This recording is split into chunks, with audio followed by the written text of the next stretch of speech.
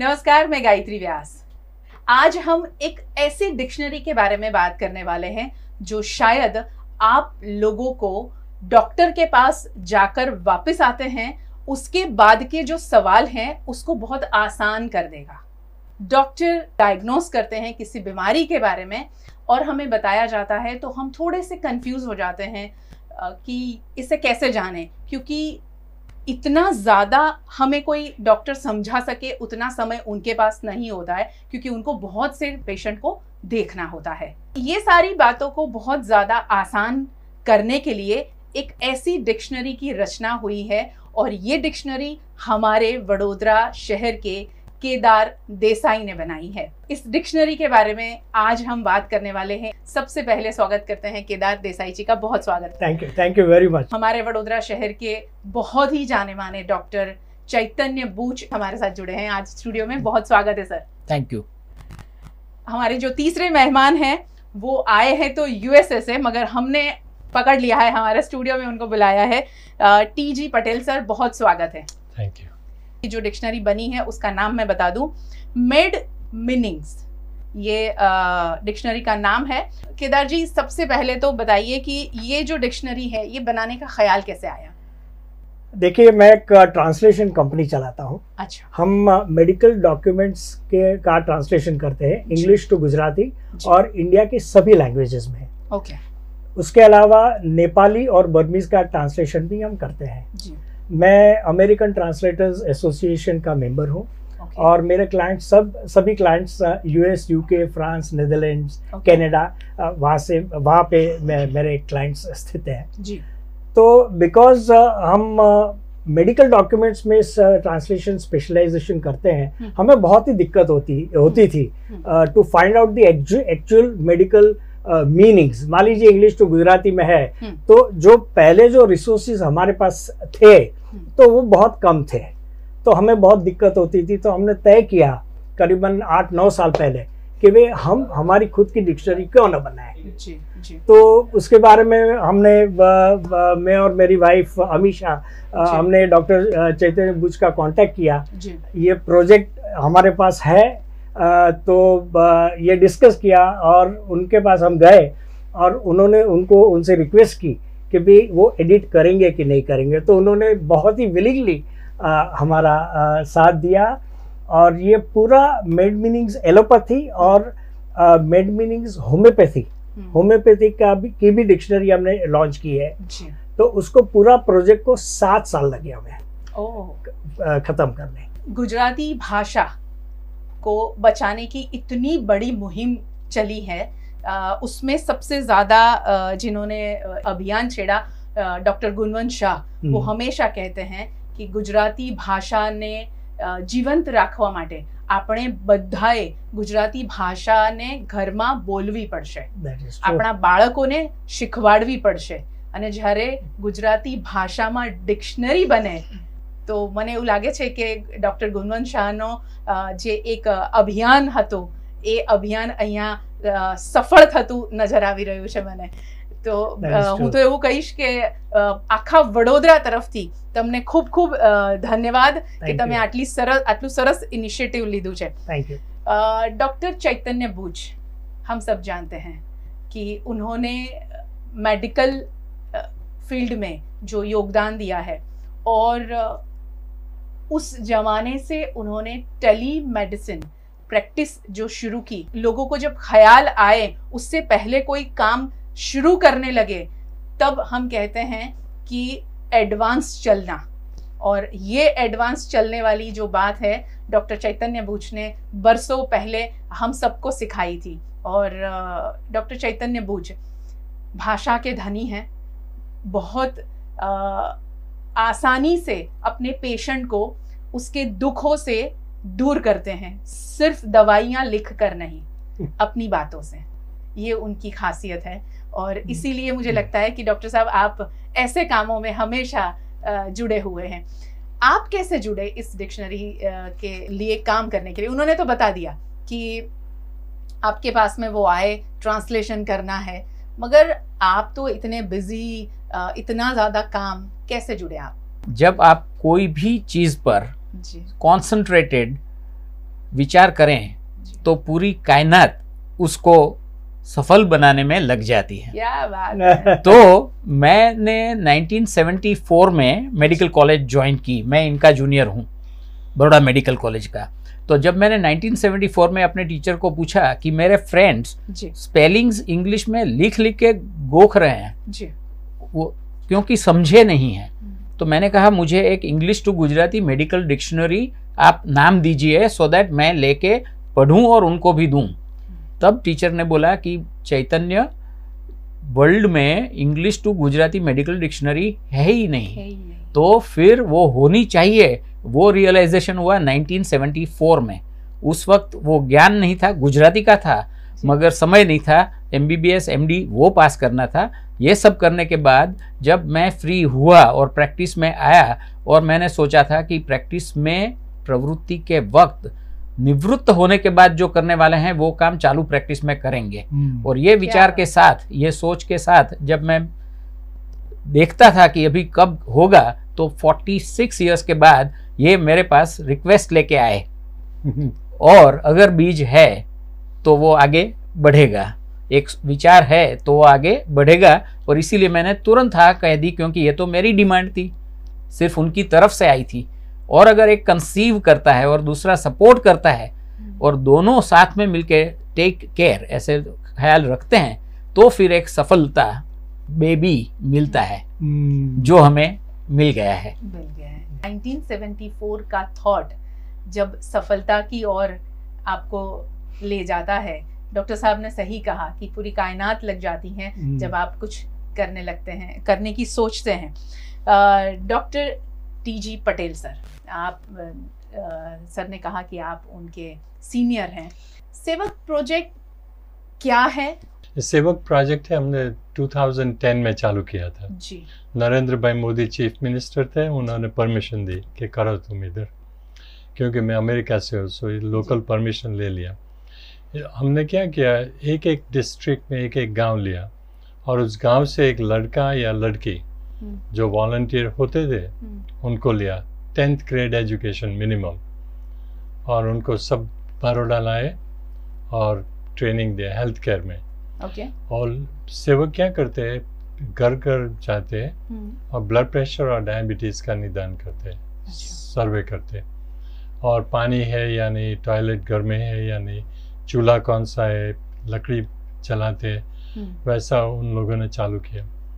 तो आज तक ओवर 150,000 लोगों को किया और 200 विलेजेस प्लस है जी इस अभियान में और ये चलता है अभी भी। अब तो बात आगे निकल गया है, बहुत कुछ करते हैं जी। अभी सारा गांव परफेक्ट कैसा हो सकता है, क्या क्या करना चाहिए गांव में। कोई बहुत बीमार होए उसको हॉस्पिटल में ले जाने का है, कोई डिसेबल होए उसको ले जाने का। कोविड में उन्होंने राशन डिस्ट्रीब्यूशन चालू किया था। अभी उड़ीसा में फ्लड्स आए थे तो उधर खाना डिस्ट्रीब्यूट किया था। ये डिक्शनरी बनाने में कितना वक्त लगा और कितने लोग इसमें काम कर रहे हैं? ये करीबन 7 साल के ऊपर लगे इस प्रोजेक्ट को टोटली कंप्लीट करते हुए हमें। जी। करीबन हमारे ट्रांसलेशन की टीम करीबन 7 लोगों की है। और एलोपैथी और होम्योपैथी पहले हमने ट्रांसलेट किया। एलोपैथी का एक मान लीजिए एलोपैथी में लेटर्स A to Z है, तो करीबन 34,000 के ऊपर टोटल एंट्रीज है। अभी इंग्लिश टू इंग्लिश जो इंटरनेशनल पब्लिकेशंस जो है, डॉर्लैंड स्टेबर्स, ये बहुत ही पॉपुलर पब्लिकेशंस है, डिक्शनरीज। तो उनमें जो टोटल एंट्रीज हैं वो उतनी ही एंट्रीज हमने एलोपैथी डिक्शनरी में हमने ली है। और वो डॉक्टर CS बुच ने एडिट की। और होम्योपैथी का जो हमने किया वो टोटल जो ट्रांसलेट हमने जो किया उसका एडिटिंग डॉक्टर मिहिर परीख और डॉक्टर हेमा परीख, वो कपल है, होम्योपैथ्स हैं और प्रोफेसर्स भी हैं, तो उन्होंने एडिट किया। तो this is where we are. Doctor Chaitanya Buch, आपके पास यूं तो समय ही समय है, ऐसा आपका कहना है कि समय, अगर मैं कहूं कि मेरे पास समय नहीं है तो मुझे मैनेजमेंट नहीं आता है, ये आपकी बात है। तो मैनेजमेंट आपको बहुत अच्छे से आता है, मगर आपके पास में इतने ज़्यादा पेशेंट, सर्जरी, अलग अलग हॉस्पिटल में विजिट करना, तो ऐसे में ये समय कैसे निकला, इतना सारा मैनेजमेंट कैसे? जो आप बोल रही हैं वो सच है। जो काम कुछ भी करवाना हो तो जो फ्री है उसके पास कभी मत जाओ। जो बिजी है अगर उसने हाँ बोला तो he will find time, because time priority पर डिपेंड करता है। ये मेरी प्रायोरिटी थी, मेरी पसंदीदा चीज़ थी और मेरे पास समय की कमी थी।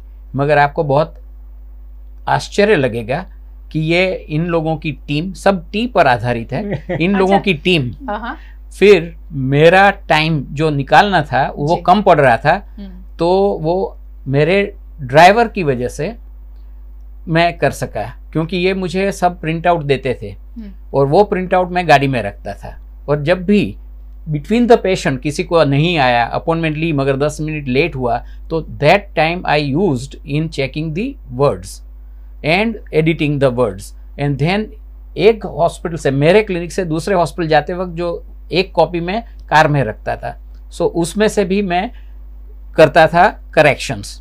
और तीसरा था कि जब मैं टीवी देखने बैठता था तो टीवी में कोई ऐसा एंग्रॉस कर हो जाना ऐसा जरूरी नहीं होता है, पता चलेगा कि इसके बाद ये हुआ, मगर मेरा ख्याल और ध्यान वो एडिटिंग पर चलता था। सो पैरेलल प्रोसेसिंग में, ट्रैवल में, टीम की वजह से और टीवी की वजह से मैं ड्यूअल टास्किंग करके ये काम पूरा कर सका।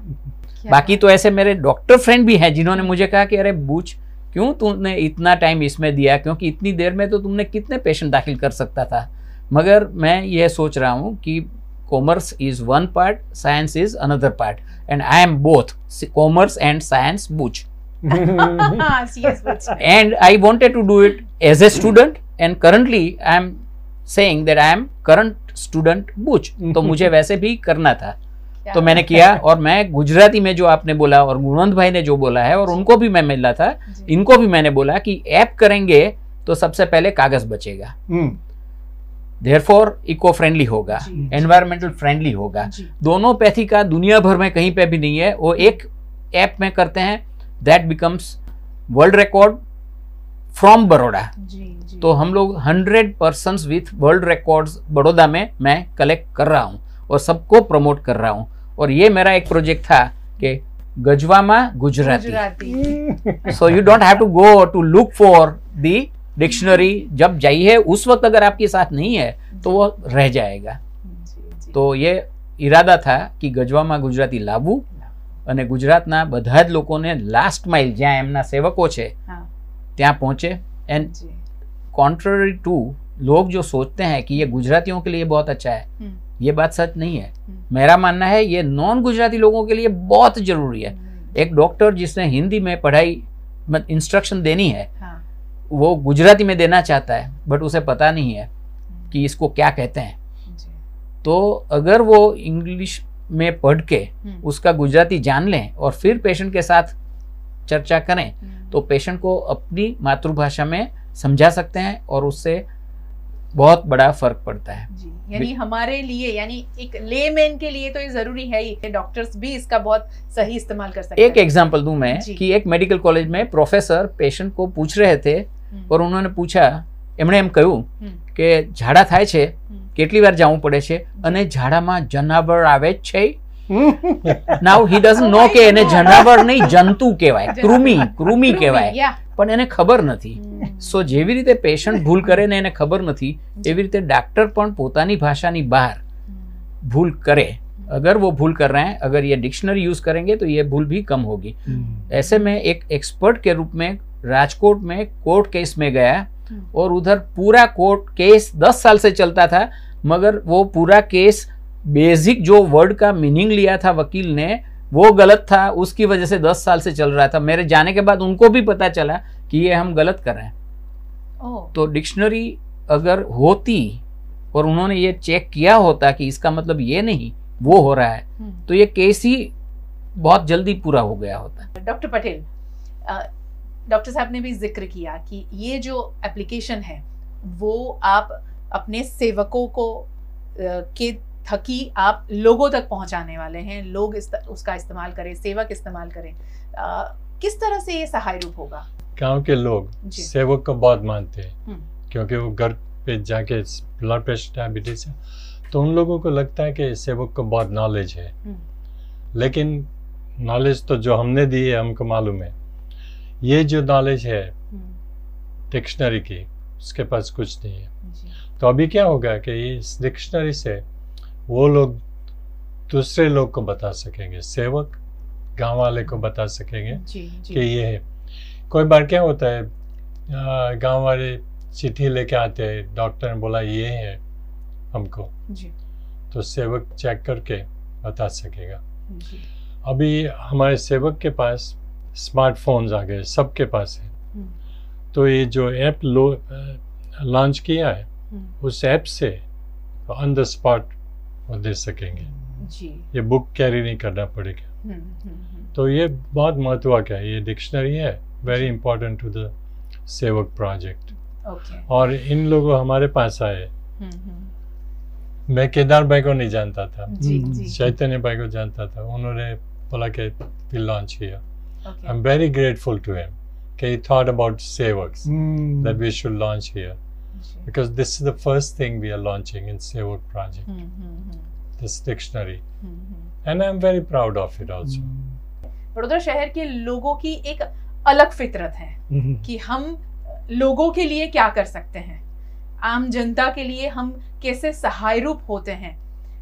ये मुझे ऐसा लगता है कि इस धरती का ये एक खासियत है वडोदरा शहर की धरती की, जो सयाजीराव गायकवाड़ ने जो किया, शायद उन्हीं को सुनते हुए, उन्हीं को देखते हुए वडोदरा शहर जिस तरह उन्होंने बनाया था, आम लोगों को सोचकर, वो सारी चीजें देखते हुए यहाँ के लोगों की फितरत भी वैसी ही बन गई है कि हम लोगों के लिए क्या करें। और आपने शुरू किया, डॉक्टर साहब जुड़े, अब आप सेवक प्रोजेक्ट जुड़ रहा है, तो ये बहुत बड़ी बात है कि बहुत आसानी से लोगों तक ये एप्लीकेशन भी पहुंच जाएगा और डिक्शनरी भी पहुंच जाएगी। केदार भाई बताइए कि ये डिक्शनरी में कितने शब्द हैं? मेडिकल जो एलोपैथिक के डिक्शनरी है उसमें 34,000 प्लस एंट्रीज हैं। ओके। यानी कि सपोज आप एक लीजिए ब्रोंकाइटिस इज वन वर्ड, तो ब्रोंकाइटिस इसका ट्रांसलिटरेशन ब्रैकेट में दिया गया है और उसका गुजराती में मीनिंग दिया गया है। तो इस तरह की 34,000 से ज्यादा एंट्रीज हैं वो एलोपैथी में जी। और होम्योपैथी का पूरा 4 साल का कोर्स करिकुलम है। मान लीजिए होम्योपैथ जो डॉक्टर्स होते हैं उनका पूरे का पूरा कोर्स करिकुलम उसमें ट्रांसलेट किया गया है फ्रॉम इंग्लिश इनटू गुजराती।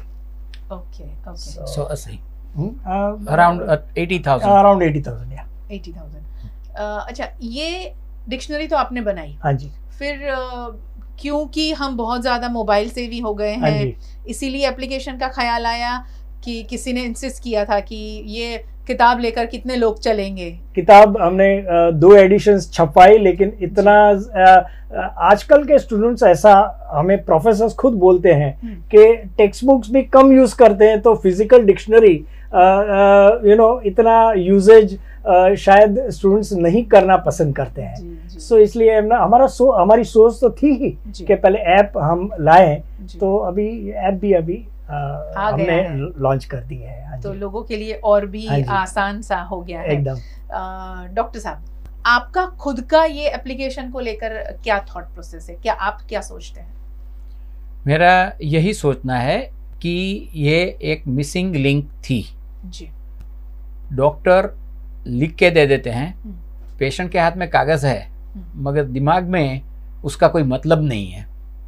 तो उसको जब हम बोलते हैं कि आपको ओवेरियन सिस्ट है, तो वो ओवरी कहाँ पर है, और हम लोग बोल रहे हैं not only metro cities but level A, B, C, और हम तो उससे आगे ये जो सेवक हैं गुजरात के हर एक डिस्ट्रिक्ट में हैं, तो उन लोगों के जो साथ पेशेंट या तो फैमिली मेंबर्स हैं उनको तो कुछ पता नहीं है, ओवरी मतलब इंग्लिश वर्ड्स कोई भी पता नहीं है, तो उनको समझाने के लिए काम आएगा, वो समझ पाएंगे क्योंकि वो गुजराती में होगा।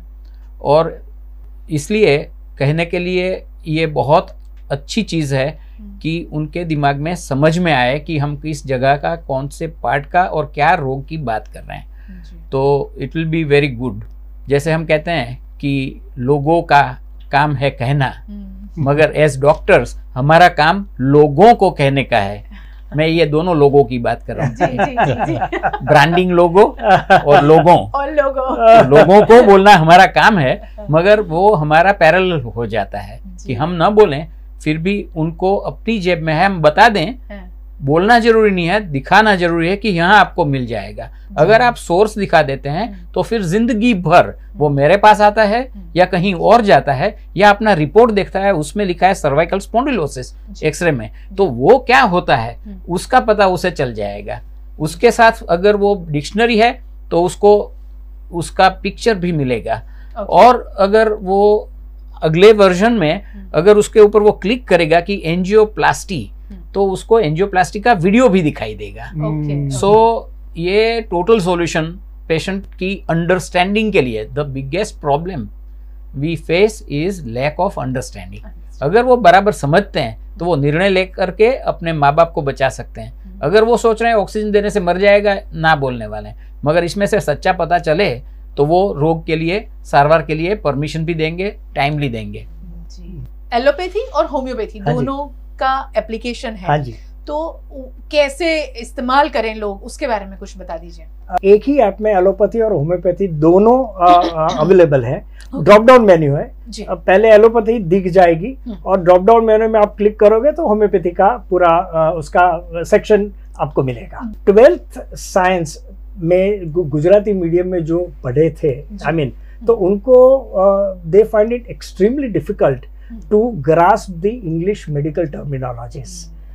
तो मेडिसिन, डेंटिस्ट्री, फिजियोथेरेपी, नर्सिंग के काफी सारी नर्सिंग कॉलेजेस हैं, तो students would be very brilliant, very academically very good, लेकिन उनको इंग्लिश शब्द इतना पता नहीं चलता है। तो उसके लिए भी ये मेडिकल हमारी made meanings medical dictionary will be useful. बहुत काम की ये डिक्शनरी है और बहुत काम का एप्लीकेशन है। डॉक्टर साहब आप क्या कहेंगे आखिर में? मेरा इससे टोटल उल्टा कहने का है कि जो बच्चा कभी भी गुजराती नहीं पढ़ा है, गुजराती स्कूल में नहीं पढ़ा है, सीबीएसई किया है और इंटरनेशनल स्कूल्स में से किया है और बड़ौदा में या गुजरात में प्रैक्टिस कर रहा है, उसका हाल जो अमेरिकन डॉक्टर है उसी जैसा ही है। क्योंकि उसको भी अपने पेशेंट को समझाने के लिए बहुत दिक्कत है कि ये कोलिसिस्टाइटिस है, मगर वो पित्ताशय का सोजा है ऐसा बोलने के लिए इसमें देखना पड़ेगा।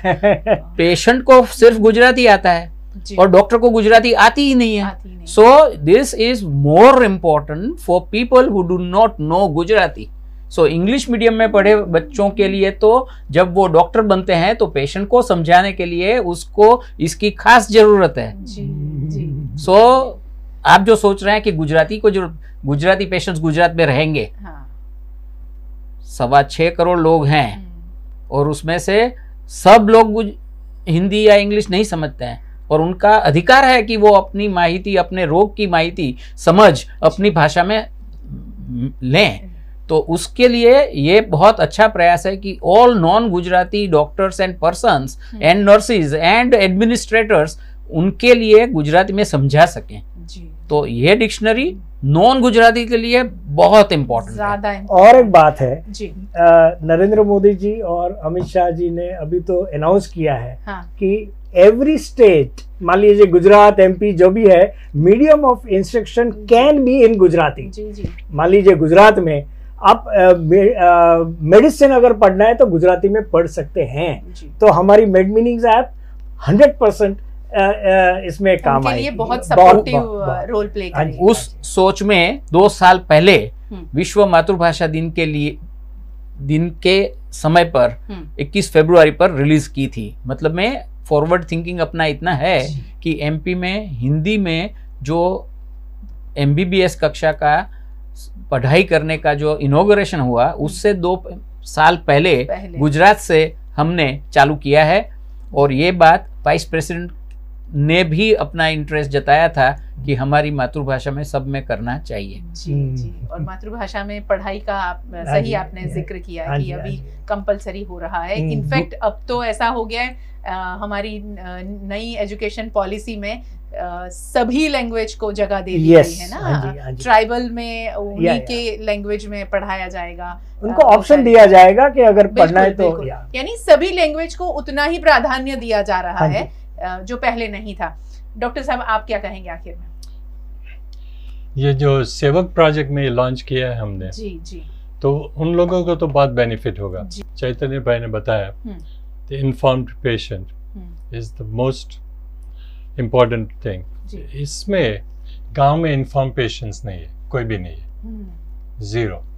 इस डिक्शनरी से they'll be able to inform patients कि तुमको क्या हुआ है और क्या करना है। हमारा ये गुजराती में ही हुआ है, हमको चाहिए बिहारी में, हिंदी में और तमिल में, क्योंकि सेवक प्रोजेक्ट उधर भी है, बिहार में, उड़ीसा, तमिलनाडु। जी जी, तो I wish and that will get it eventually. बात निकली है तो दूर तलब जाएगी। जाएगी। हमें कोई शक नहीं है, हम कर रहे हैं या कोई और कर रहा है, मगर होगा, हो सकता है उसका एग्जाम्पल सेट कर दिया है। पहली बात वो वडोदरा से हो गया। दूसरी बात कि ये डिक्शनरी अमेरिकन ट्रांसलेटर एसोसिएशन में कैलिफोर्निया में SFO में सैन फ्रांसिस्को में कॉन्फ्रेंस में डिस्प्ले की थी, और उस वक्त केदार भाई उधर गए थे रिलीज करने के लिए और डिस्प्ले के लिए, और उनको यूरोपियन लैंग्वेजेस वालों का भी इंक्वायरी थी कि हमें हमारी मातृभाषा में चाहिए। मतलब में ये ग्लोबल इशू है। तो इनके साथ मैं इस तरह से जुड़ा हूँ, और पटेल साहब के साथ हम लोग साथ में व्हील ग्लोबल फाउंडेशन में काम कर रहे हैं। और कोविड के समय में टेलीमेडिसिन, क्योंकि पर्सनली मिलना संभव नहीं था, तो दुनिया भर में उनकी मदर टंग में, जैसे कि अफ्रीका में स्वाहिली में, ऐसे हमने लगभग 8 लाख पेशेंट्स देखे हैं एज ए टीम।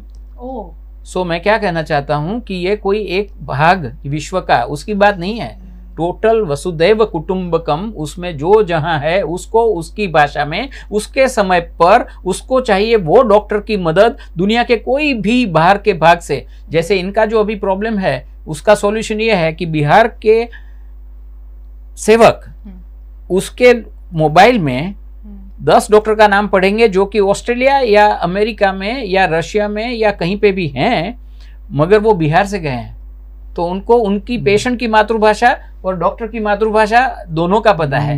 डॉक्टर को अपने साइंस का पता है, और वो सेवक की वजह से patient will be seen, examined and treated, given advice from any part of the world. So ये करना, ये इंफ्रास्ट्रक्चर जो है IT, उसकी वजह से ये अब एकदम संभव हो गया है, और बहुत सी नई अपॉर्चुनिटीज खुली हैं, और हमें सिर्फ उसका इस्तेमाल करके लोगों तक और लास्ट माइल तक पहुंचना है।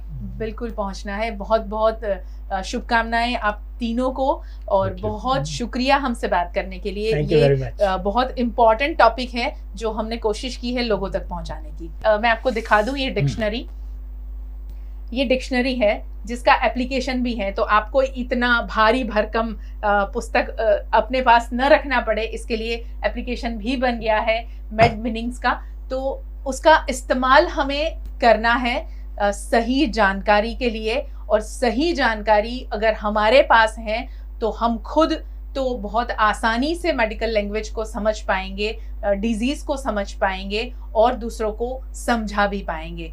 तो ऐसी चीजें जब वडोदरा शहर से होती हैं, और वडोदरा शहर हमेशा कुछ नया करने के लिए पहचाना गया है, और एक और नया आयाम हमने कायम किया है कि ये इतनी बढ़िया इनिशिएटिव हुआ है, वो भी गुजराती भाषा में। तो हम सब इन सभी का शुक्रिया अदा करते हैं। आपकी वडोदरा, आपकी ओर से मैं इनका शुक्रिया अदा कर देती हूँ कि हम सब ऐसी चीज़ों का इस्तेमाल कर सकेंगे, ऐसा आपने एक अच्छा एप्लीकेशन हमें दिया है, तो बहुत शुक्रिया।